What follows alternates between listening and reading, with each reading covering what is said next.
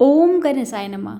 आज मैं आप सभी को ज्येष्ठ मास में सुनी जाने वाली 5 कथा एक साथ सुनाने जा रही हूँ। कथा को पूरा सुनिएगा, अच्छी लगे तो दूसरों को भी शेयर कीजिएगा। अब सुनिए कथा। वृंदावन की एक गोपी रोज दूध दही बेचने मथुरा जाती थी। एक दिन ब्रज में एक संत आए, गोपी भी कथा सुनते गए। संत कथा में कह रहे थे, भगवान के नाम की बड़ी महिमा है। उनके नाम से बड़े बड़े संकट टल जाते हैं। प्रभु का नाम तो भव सागर से तारने वाला है। यदि भव सागर से पार होना है तो भगवान का नाम कभी मत छोड़ना। कथा समाप्त हुई। गोपी अगले दिन फिर दूध दही बेचने चली। बीच में यमुना जी थी। गोपी को संत की बात याद आई। संत ने कहा था, भगवान का नाम तो भव सागर से पार लगाने वाला है। गोपी ने सोचा, जिस भगवान का नाम भव सागर से पार लगा सकता है तो क्या उन्हीं भगवान का नाम मुझे इस साधारण सी नदी से पार नहीं लगा सकता। ऐसा सोचकर गोपी ने मन में भगवान का नाम आश्रय लिया और भोली भाली गोपी यमुना जी की ओर बढ़ गई। अब जैसे ही यमुना जी में पैर रखा तो लगा मानो जमीन पर चल रही है, और ऐसे ही सारी नदी पार कर गई। नदी पार कर वह बहुत प्रसन्न हुई और मन में सोचने लगी कि संत ने तो ये बड़ा अच्छा तरीका बताया पार जाने का। अब तो रोज रोज नाविक को पैसे भी देने नहीं पड़ेंगे। एक दिन गोपी ने सोचा कि संत ने मेरा इतना भला किया, मुझे उन्हें खाने पर बुलाना चाहिए। अगले दिन गोपी जब दही बेचने गई तब संत से घर में भोजन करने को कहा। संत तैयार हो गए। अब बीच में फिर यमुना नदी आई। संत नाविक को बुलाने लगे तो गोपी बोली, बाबा नाविक को क्यों बुला रहे हैं, हम तो ऐसे ही यमुना जी में चलेंगे। संत बोले, गोपी कैसी बात करती हो, यमुना जी को ऐसे कैसे पार करोगे। गोपी बोली, बाबा आपने ही तो रास्ता बताया था। आपने कथा में कहा था कि भगवान का नाम आश्रय लेकर भव सागर से पार हो सकते हैं। तो मैंने सोचा, जब भव सागर से पार हो सकते हैं तो यमुना जी से पार क्यों नहीं हो सकते, और मैं ऐसा ही करने लगी। इसलिए मुझे अब नाव की जरूरत नहीं पड़ती। संत को विश्वास नहीं हुआ। संत बोले, गोपी तू पहले चल, तुम्हारे पीछे मैं चलूंगा। गोपी ने भगवान का आश्रय लिया और जिस प्रकार रोज जाती थी वैसे ही यमुना जी को पार कर गई। अब जैसे ही संत ने यमुना जी में पैर रखा तो झपाक से पानी में गिर गए। संत को बड़ा आश्चर्य हुआ। जब गोपी ने देखा कि संत तो पानी में गिर गए हैं, तब गोपी वापस आई और संत का हाथ पकड़कर चली। तो संत भी गोपी की भांति ही ऐसे चले जैसे जमीन पर चल रहे हो। संत तो गोपी के चरणों में गिर पड़े और बोले, गोपी तू धन्य है। वास्तव में तो सही अर्थों के नाम का आश्रय तो तुमने लिया है, और मैं जिसने नाम की महिमा बताई तो सही, पर स्वयं नाम का आश्रय नहीं लिया। सच में मित्रों, हम भगवान का नाम जप एवं आश्रय तो लेते हैं, पर भगवान नाम में पूर्ण विश्वास एवं श्रद्धा नहीं होने से हम इसका पूर्ण लाभ प्राप्त नहीं कर पाते। शास्त्रों में बताते हैं कि भगवान श्री कृष्ण का एक नाम इतने पापों को मिटा सकता है जितना कि एक पापी व्यक्ति कभी भी नहीं कर सकता। अतः भगवान नाम पर पूर्ण श्रद्धा एवं विश्वास रखकर हृदय के अंतःकरण से भाव विह्वल होकर, जैसे एक छोटा बालक अपनी माँ के लिए बिलखता है, उसी भाव से सदैव प्रभु नाम का सुमिरन एवं जप करे। कलियुग केवल नाम आधारा, सुमिर सुमिर नर उतार ही पारा। हरे कृष्णा कृष्ण कृष्ण हरे हरे, हरे राम राम राम हरे हरे। प्रेम से बोले श्री कृष्ण भगवान की जय। एक सेठ सेठानी थे। उनका एक बेटा और बहू थे। बहू सबको भोजन करा के फिर स्वयं भोजन करती थी। एक पड़ोसन ऐसी भी थी जो रोज पूछती थी कि बहू तुमने आज क्या बनाया और क्या खाया। पड़ोसन की बातें सुन बहू कहती ठंडो बासी। एक दिन उसके पति ने ऐसा सुनकर विचार किया कि आज तो पकवान बनाए जाए, फिर देखते हैं कि मेरी पत्नी क्या कहती है। उसने तरह तरह के पकवान बनवाए और घर के सभी लोगों ने एक साथ बैठकर भोजन किया। आज भी पड़ोसन ने पूछा तो बहू ने कहा ठंडो बासी। सेठ के लड़के ने सोचा हो न हो कोई बात अवश्य है जिससे मेरी पत्नी ऐसा कहती है। उसने पत्नी से पूछा तुम रोज ठंडो बासी खाया ऐसा क्यों कहती हो, जबकि हम सब ने एक साथ बैठकर कई तरह के पकवान खाए। उसकी पत्नी बोली हम लोग जो खा रहे हैं वह बाप बूढ़ों की कमाई है। जिस दिन आप कमा कर लाओगे उस दिन मैं समझूंगी कि ताज़ा भोजन कर रही हूँ।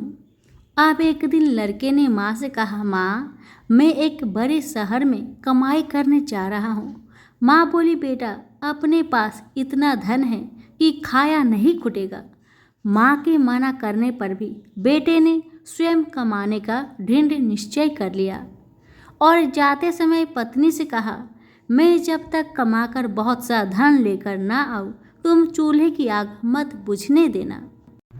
एक दिन चूल्हे की आग बुझ गई तो वह मन ही मन घबराने लगी कि कहीं मेरे पति पर संकट तो नहीं आन पड़ा। जल्दी से पड़ोस में जाकर आग लाकर चूल्हे में रख दूं, ऐसा विचार करके पड़ोस में गई। वहाँ पड़ोसन चौथ माता का व्रत पूजन कर रही थी। पड़ोसन ने कहा थोड़ी देर में आकर आग ले जाना। बहू ने पड़ोसन से पूछा आप यह व्रत क्यों करती है, इससे क्या मिलता है।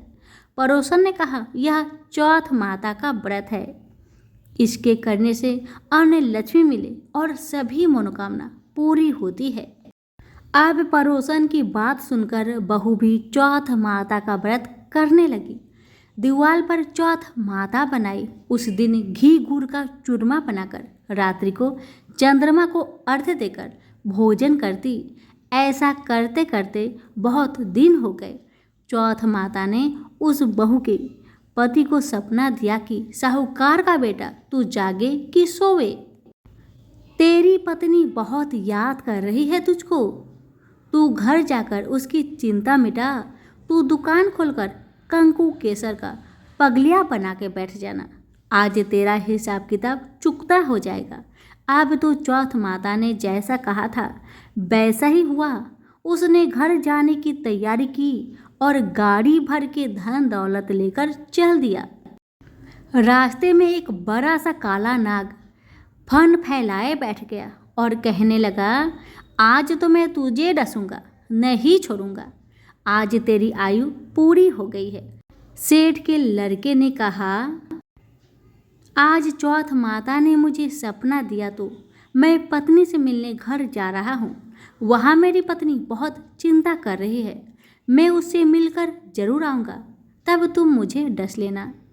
नाग ने कहा तुम शपथ पूर्वक कहकर जाओ तो मैं तुम्हें जाने दूंगा, परंतु अगर तुम लौट कर नहीं आए तो मैं तुम्हारे घर जाकर तुम्हें डस लूँगा। इस प्रकार सर्प को वचन देकर वह अपने घर पहुंचा। वहां सभी से हंसी खुशी से मिला और भोजन करके उदास होकर बैठ गया। उसकी पत्नी ने उदासी का कारण पूछा तो पति ने काले नाग वाली सारी बात बता दी और कहा यदि मैं उसके पास नहीं जाऊंगा तो वह घर आकर ही मुझे डस लेगा। पत्नी बहुत चतुर थी। उसने कहा कि आप घबराइए नहीं, लेट जाओ, मैं एक उपाय करती हूँ। पत्नी ने कमरे की 7 पीढ़ी धोई। पहली पीढ़ी पर रेत रखी, दूसरी पर इत्र, तीसरी पर गुलाल, चौथी पर फूल और कंकु केसर, पांचवी पर लड्डू पेड़ा, छठी पर गादी गलीचा और सातवीं पीढ़ी पर दूध का कटोरा भर कर रख दिया। इस प्रकार वह सात ही पीढ़ी सजाकर बैठ गई। जैसे ही आधी रात हुआ, नाग आकर पीढ़ी चढ़ने लगा।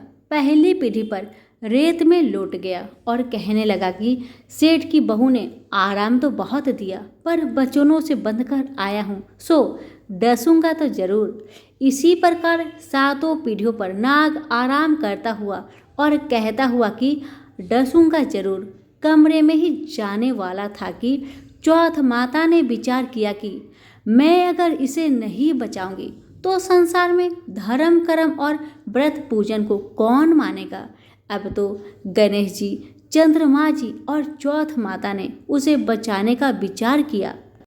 चंद्रमा जी ने उजाला किया, चौथ माता ढाल बनी और गणेश जी ने तलवार लेकर नाग को मार दिया और ढाक से ढक दिया। अब बहू भी थकी हारी सो गई। जब सुबह हुई तो लोग बेटे से मिलने आए, परंतु बेटा बहू तो उठे ही नहीं थे। बहुत देर हो गई तो माँ उन्हें उठाने गई। माँ ने सातों पीढ़ियों पर जो कुछ देखा तो बहुत घबरा गई। घबराते हुए बेटा बहू को आवाज लगाई, बेटा बहू उठो तो देखो कि एक ढाल तलवार वहां पड़ी है। अब ढाल उठाई तो वहीं काला नाग मरा हुआ पड़ा है। बेटा बहू ने सोचा कि आज तो धर्म कर्म ही आड़े आई, जो भगवान गणेश जी और चौथ माता ने अपनी रक्षा की है। हे चौथ माता, जैसे आपने सेठ के बेटे बहू की रक्षा की, वैसी सबकी करना। सभी प्रेम से बोले, चौथ माता की जय हो, गणेश महाराज की जय हो। कथा अच्छी लगे तो दूसरों को शेयर करना बिल्कुल ना भूले। व्यास जी ने कहा, एक बार नैमिषारण्य तीर्थ में 80,000 मुनि एकत्र होकर पुराणों के ज्ञाता श्री सूत जी से पूछने लगे, हे महामुने, आपने हमें अनेक पुराणों की कथाएं सुनाई है।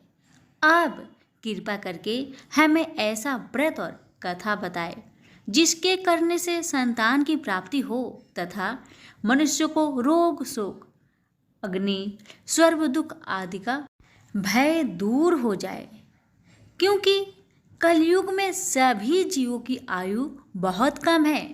फिर इस पर उन्हें रोग चिंता के कष्ट लगे रहेंगे तो फिर वह श्री हरि के चरणों में अपना ध्यान कैसे लगा सकेंगे। श्री सूत जी बोले, हे मुनियों, आपने लोक कल्याण के लिए बहुत ही उत्तम बात पूछी है। एक बार युधिष्ठिर ने भगवान श्री कृष्ण से लोक कल्याण के लिए यही प्रश्न किया था। भगवान श्री कृष्ण और युधिष्ठिर का संवाद तुम्हारे सामने कहता हूँ, ध्यान देकर सुनो। एक समय पांडवों की सभा में श्री कृष्ण जी बैठे हुए थे। तब युधिष्ठिर ने भगवान श्री कृष्ण से प्रश्न किया, हे प्रभु नंद नंदन गोविंद, आपने मेरे लिए अनेकों कथाएं सुनाई है। आज आप कृपा करके ऐसा व्रत या कथा सुनाएं जिसके करने से मनुष्य को रोग चिंता का भय समाप्त हो और उसको पुत्र की प्राप्ति हो। हे प्रभु, बिना पुत्र के जीवन व्यर्थ है। पुत्र के बिना मनुष्य नरकगामी होता है। पुत्र के बिना मनुष्य प्रीत ऋण से छुटकारा नहीं पा सकता और ना ही उसका पुण्यज्ञ नामक नरक से उद्धार हो सकता है। अतः पुत्रदायक व्रत बतलाए। श्री कृष्ण भगवान बोले, हे राजन, मैं एक प्राचीन इतिहास सुनाता हूँ, आप उसे ध्यान पूर्वक सुनो। कुंडलपुर नामक एक नगर था। उसमें नंदा नामक एक ब्राह्मण रहता था। भगवान की कृपा से उसके पास सब कुछ था, फिर भी वह दुखी था। इसका कारण यह था कि ब्राह्मण की स्त्री सुनंदा के कोई संतान न थी। सुनंदा पतिव्रता थी, भक्ति पूर्वक श्री हनुमान जी की आराधना करती थी। मंगलवार के दिन व्रत करके अंत में भोजन बनाकर हनुमान जी को भोग लगाने के बाद स्वयं भोजन करती थी। एक बार मंगलवार के दिन ब्राह्मणी गृह कार्य की अधिकता के कारण हनुमान जी को भोग न लगा सकी, तो इस पर उसे बहुत दुख हुआ। उसने कुछ भी नहीं खाया और अपने मन में प्रण किया कि अब तो अगले मंगलवार को ही हनुमान जी का भोग लगाकर अन्न जल ग्रहण करूंगी। ब्राह्मणी सुनंदा प्रतिदिन भोजन बनाती, श्रद्धापूर्वक पति को खिलाती, परंतु स्वयं भोजन नहीं करती और मन ही मन श्री हनुमान जी की आराधना करती थी।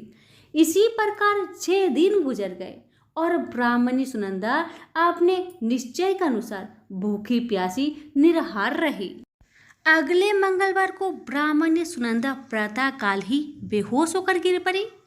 ब्राह्मणी सुनंदा की इस असीम भक्ति के प्रभाव से श्री हनुमान जी बहुत प्रसन्न हुए और प्रकट होकर बोले, सुनंदा, मैं तेरी भक्ति से बहुत प्रसन्न हूँ, तू उठ और वर मांग।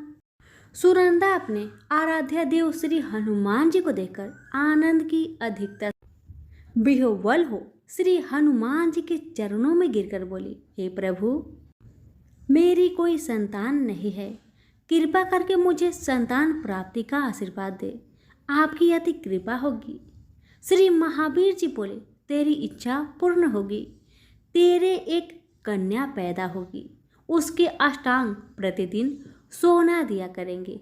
इस प्रकार कहा। श्री महावीर जी अंतर ध्यान हो गए। ब्राह्मणी सुनंदा बहुत हर्षित हुई और सभी समाचार अपने पति से कहा। ब्राह्मण देव कन्या का वरदान सुनकर कुछ दुखी हुए, परंतु सोना मिलने की बात सुनी तो बहुत प्रसन्न हुए। विचार किया कि ऐसी कन्या के साथ मेरी निर्धनता समाप्त हो जाएगी। श्री हनुमान जी की कृपा से वह ब्राह्मणी गर्भवती हुई और 10वें महीने में उसे बहुत ही सुंदर पुत्री प्राप्त हुई। यह बच्ची अपने पिता के घर ठीक उसी तरह से बढ़ने लगी जिस प्रकार शुक्ल पक्ष का चंद्रमा बढ़ता है। 10वें दिन ब्राह्मण ने उस बालिका का नामकरण संस्कार करवाया। उसके कुल पुरोहित ने उस बालिका का नाम रत्नावली रखा, क्योंकि यह कन्या सोना प्रदान किया करती थी। इस कन्या ने पूर्व जन्म में बड़े ही विधान से मंगल देव का व्रत किया था।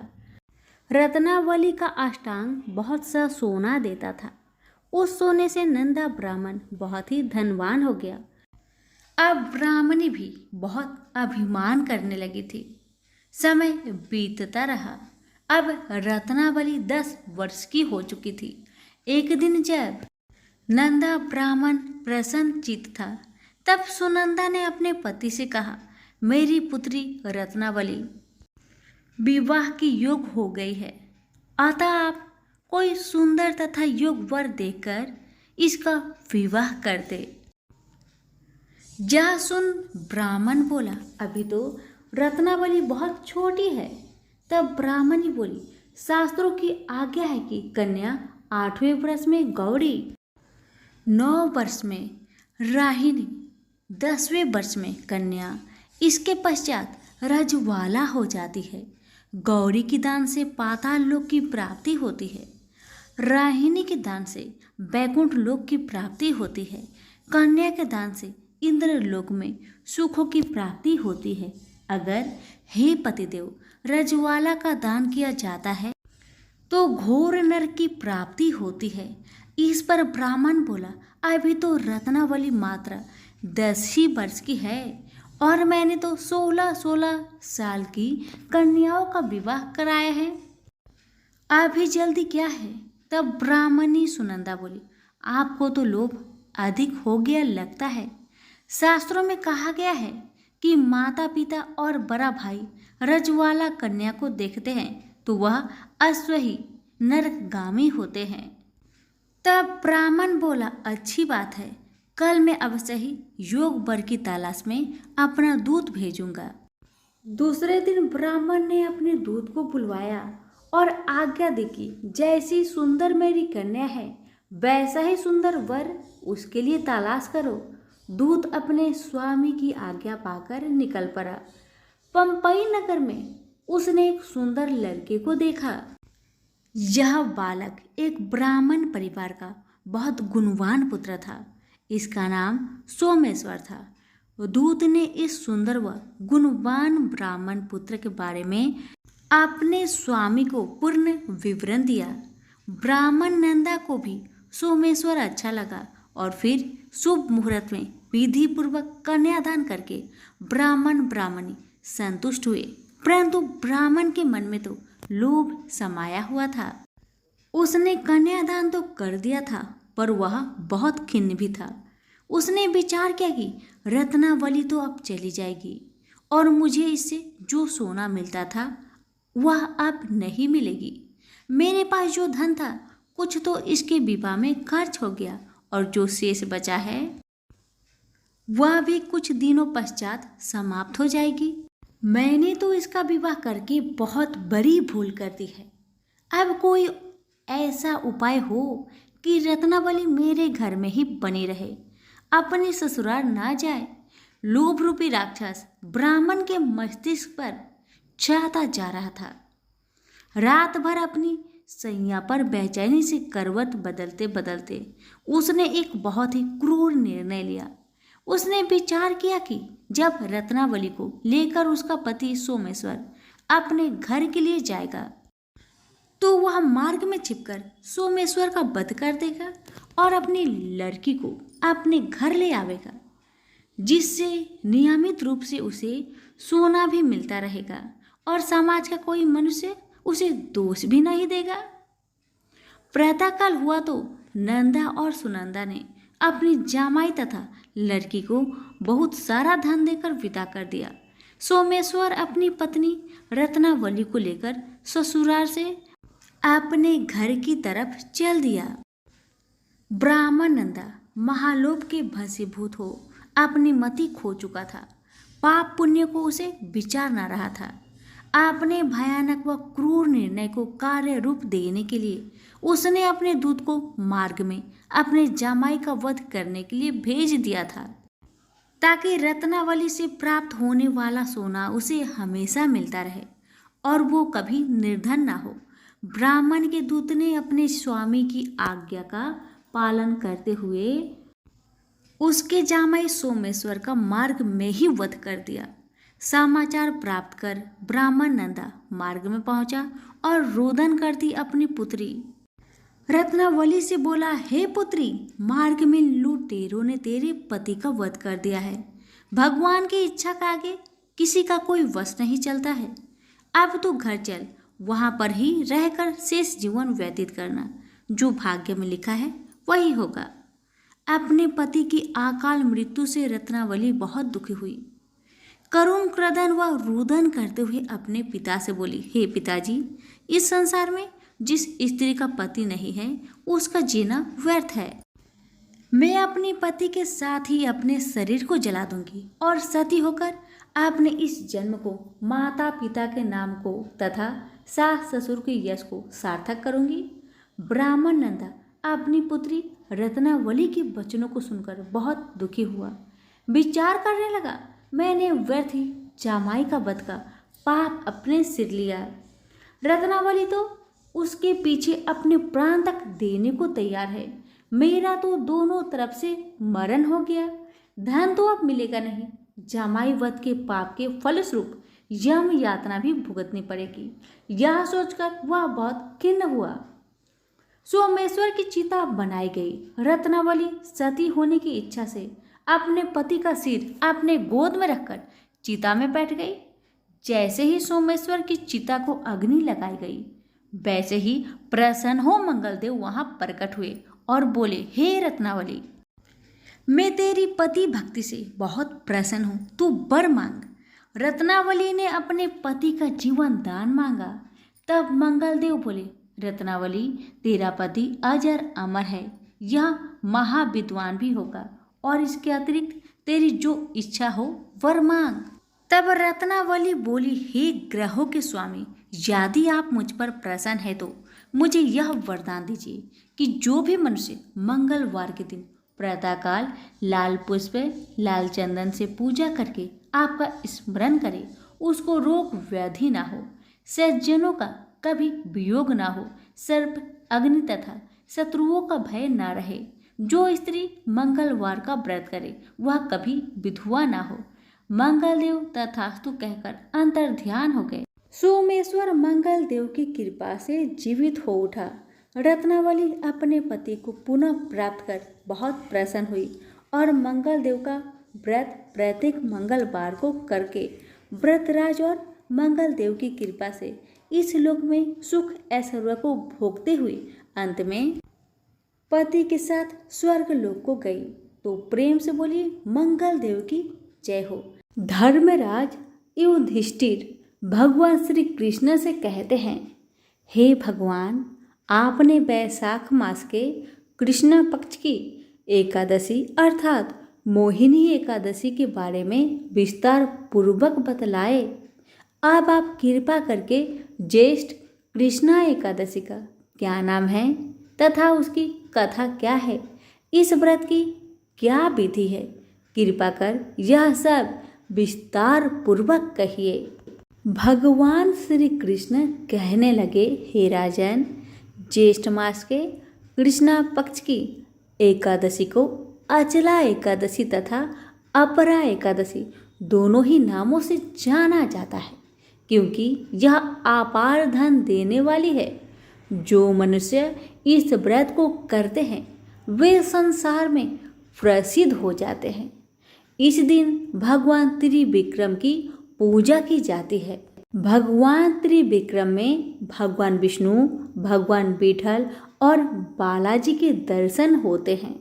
अपरा एकादशी के व्रत के प्रभाव से ब्रह्म हत्या, भूत योनि, दूसरों की निंदा आदि के सब पाप दूर हो जाते हैं। इस व्रत के करने से पर स्त्री गमन, झूठी गवाही देना, झूठ बोलना, झूठे शास्त्र पढ़ना या बनाना, झूठा ज्योतिषी बनाना तथा झूठा वैद्य बनना आदि सब पाप नष्ट हो जाते हैं। जो क्षत्रिय युद्ध से भाग जाए वे नरकगामी होते हैं, परंतु अपरा एकादशी का व्रत करने से वे भी स्वर्ग को प्राप्त होते हैं। जो शिष्य गुरु से शिक्षा ग्रहण करते हैं फिर उनकी निंदा करते हैं वे अवश्य नरक में पड़ते हैं, मगर अपरा एकादशी का व्रत करने से वे भी इस पाप से मुक्त हो जाते हैं। जो फल तीनों पुष्कर में कार्तिक पूर्णिमा को स्नान करने से या गंगा तट पर पितरों को पिंडदान करने से प्राप्त होता है, वही अपरा एकादशी का व्रत करने से प्राप्त होता है। मकर के सूर्य में प्रयागराज के स्नान से, शिवरात्रि का व्रत करने से, सिंह राशि के बृहस्पति में गोमती नदी के स्नान से, कुंभ में केदारनाथ के दर्शन या बद्रीनाथ के दर्शन, सूर्य ग्रहण में कुरुक्षेत्र के स्नान से, स्वर्णदान करने से अथवा अर्ध परशुत्ता गोदान से जो फल मिलता है वही अपरा एकादशी के व्रत से मिलता है। यह व्रत पाप रूपी वृक्ष को काटने के लिए कुल्हाड़ी है, पाप रूपी ईंधन को जलाने के लिए अग्नि, पाप रूपी अहंकार को मिटाने के लिए सूर्य के समान, मृगों को मारने के लिए सिंह के समान है। अतः मनुष्य को पापों से डरते हुए इस व्रत को अवश्य करना चाहिए। अपरा एकादशी का व्रत तथा भगवान का पूजन करने से मनुष्य सब पापों से छूटकर विष्णु लोक को जाता है। व्रत कथा।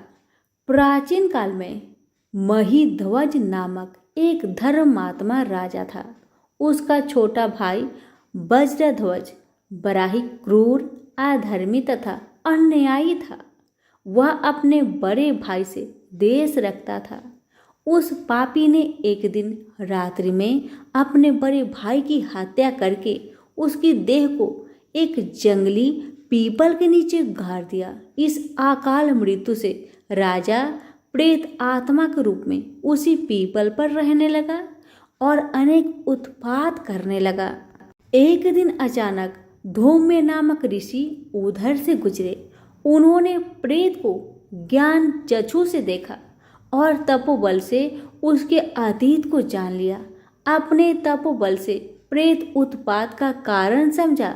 ऋषि ने प्रसन्न होकर उस प्रेत को पीपल के पेड़ से उतारा तथा परलोक विद्या का उपदेश दिया। दयालु ऋषि ने राजा की प्रेत योनि से मुक्ति के लिए स्वयं ही अपरा एकादशी का व्रत किया और उसे अगति से छुड़ाने को उसका पुण्य प्रेत को अर्पित कर दिया।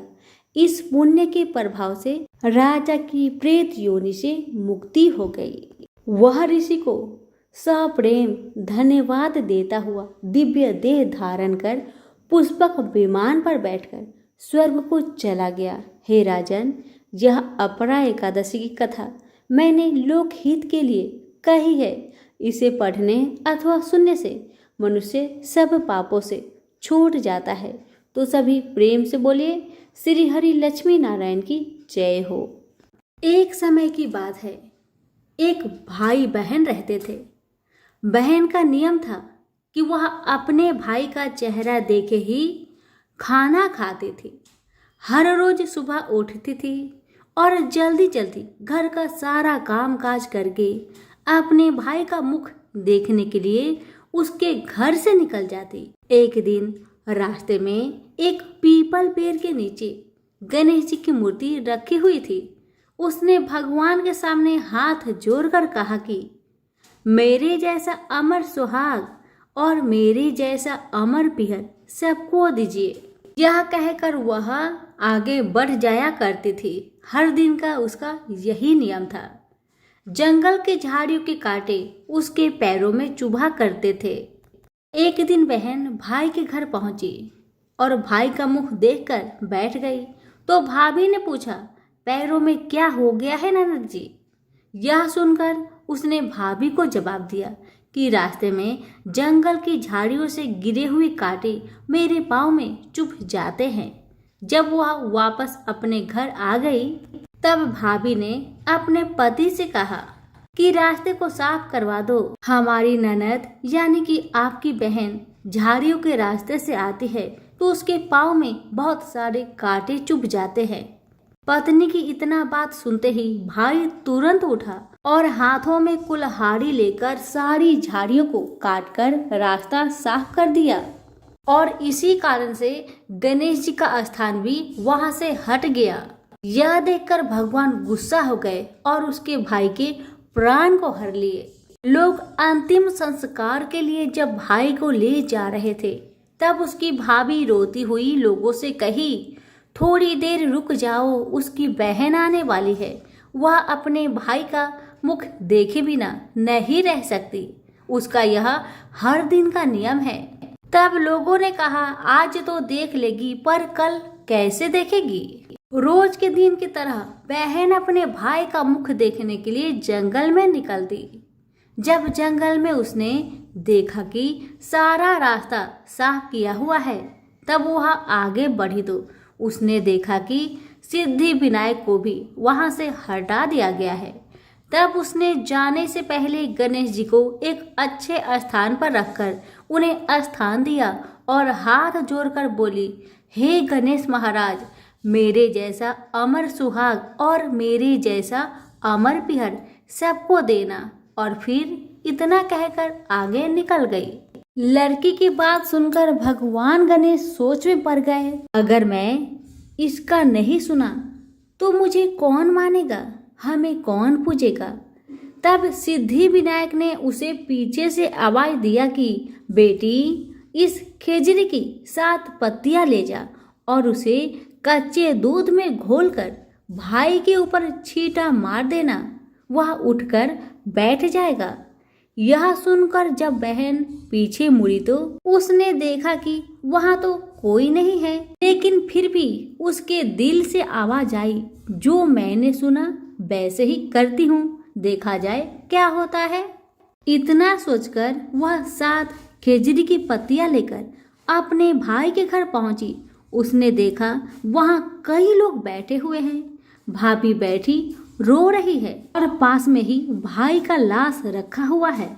तब उसे रास्ते में जो आवाज सुनाई दी थी वही बात याद आई और उसने वैसा ही किया जैसे उसने सुना था।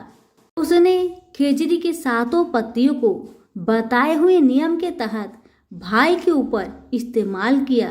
तब उसका भाई उठकर बैठ गया। भाई बोला बहन से, मुझे तो बहुत ही गहरी नींद आ गई थी। तब बहन बोली यह नींद किसी दुश्मन को भी ना आए, और उसने सारी बात अपने भाई को बता दी। हे गणेश महाराज, जैसे आपने उस बहन की सुनी, वैसे ही कहानी कहने वाले, हुक्कारे भरने वाले सभी की परिवार की सुनना और सभी के परिवार की रक्षा करना। सभी प्रेम से बोलिए गणेश महाराज की जय हो। धन्यवाद।